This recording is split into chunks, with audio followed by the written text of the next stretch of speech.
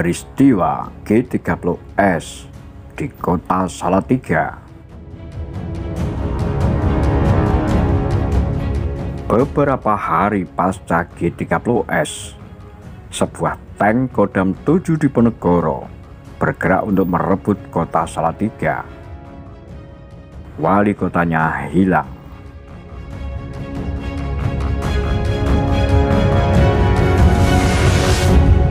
Pada 1962,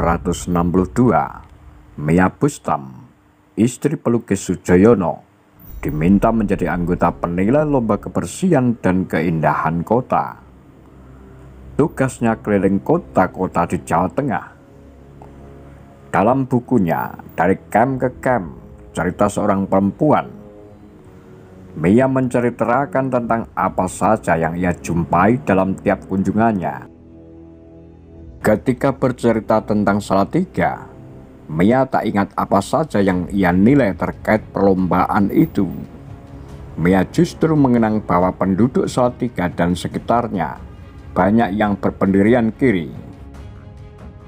Ia juga menyebut wali kota Salatiga saat itu merupakan anggota PKI. Wali kota yang dimaksud Mia adalah Bakri Wahab yang menjabat sejak 1961. Menurut laporan majalah Lentera nomor 3 tahun 2015, Bakri Wahab berasal dari Pekalongan.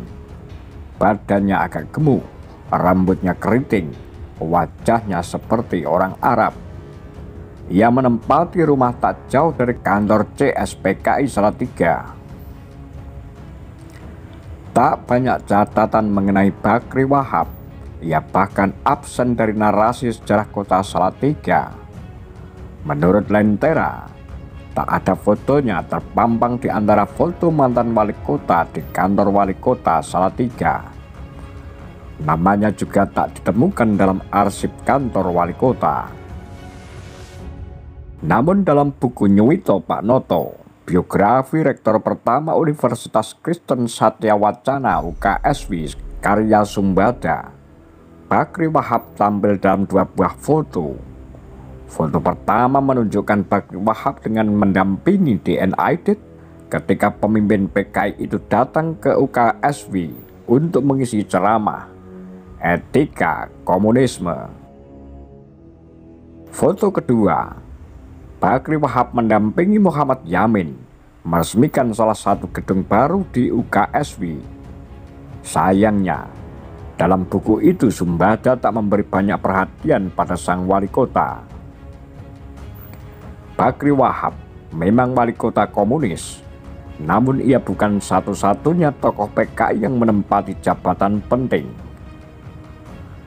Menurut Nugroho, dalam menyintas dan menyeberang perpindahan massal keagamaan pasca 1965 di pedesaan Jawa, tokoh-tokoh PKI menjabat sebagai pimpinan dan anggota DPRD.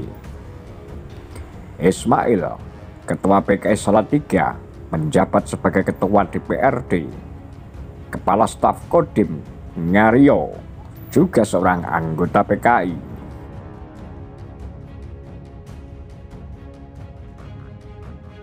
Kendati komunis, Bakri tak banyak ambil peran dalam urusan partai. John Rosa, dalam dalih pembunuhan massal Gerakan 30 September dan kudeta Soeharto menyebut bahwa meski anggota PKI, Bakri tidak menyatakan dukungan kepada G30S secara terbuka. G30S sendiri di Salatiga berbeda dari daerah-daerah lain.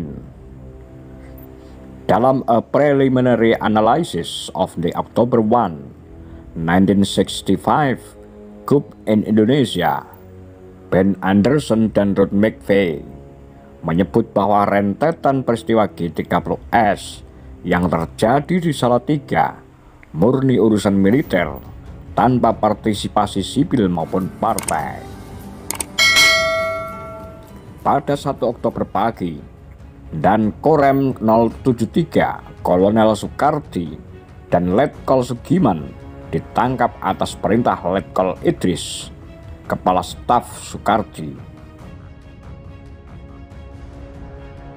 Batalion 448 yang menjadi kekuatan utama kudeta ditempatkan di luar kota, tepatnya di jalan menuju Kopeng. Sementara unit pertahanan sipil aktif dalam kapasitas tambahan. Situasi di Salatiga mencekam, namun tetap tenang di bawah kendali Letnan Kolonel Idris. Wali kota komunis Bakri Wahab tetap diam, dan tidak ada organisasi komunis yang bergerak, tulis Ben Anderson dan Ruth McVeigh.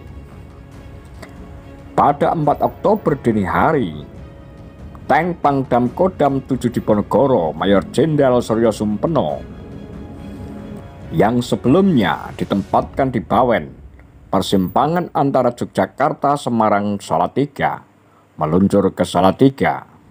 Kolonel Soekardi dan Letnan Kolonel Sugiman akhirnya diselamatkan. Sementara Letnan Kolonel Idris bersama rekan terdekatnya telah kabur ke perbukitan. Sedangkan Batalion 448 yang pro G30S dilucuti seminggu kemudian. Tak ada pertumpahan darah dalam peristiwa ini. Menurut Suara Merdeka, 2 November 1965, Letkol Sugiman kemudian diangkat sebagai pejabat sementara wali kota Salatiga. Pelantikannya dilaksanakan pada 1 November, menyusul pelantikan pejabat sementara wali kota Solo dan Magelang, serta Bupati Boyolali dan Karanganyar pada akhir Oktober. Tak diketahui di mana Bakri Wahab selama sebulan terakhir pasca G30S. Harian Suara Merdeka 3 November 1965 melaporkan bahwa pada hari yang sama dengan pelantikan Letkol Sugiman, Bakri Wahab ternyata telah ditangkap. Kepala Humas Pemerintah tingkat 1 Jawa Tengah Sudarto mengatakan bahwa Bakri Wahab ditangkap untuk mengadakan pengusutan. Nasib Bakri Wahab tak diketahui lagi sejak itu. Menurut Mia Bustam, sang wali kota dibunuh bersama seorang dalang perempuan penggubah lagu Blonjo Wurung. Suami sang dalang pun turut dibunuh.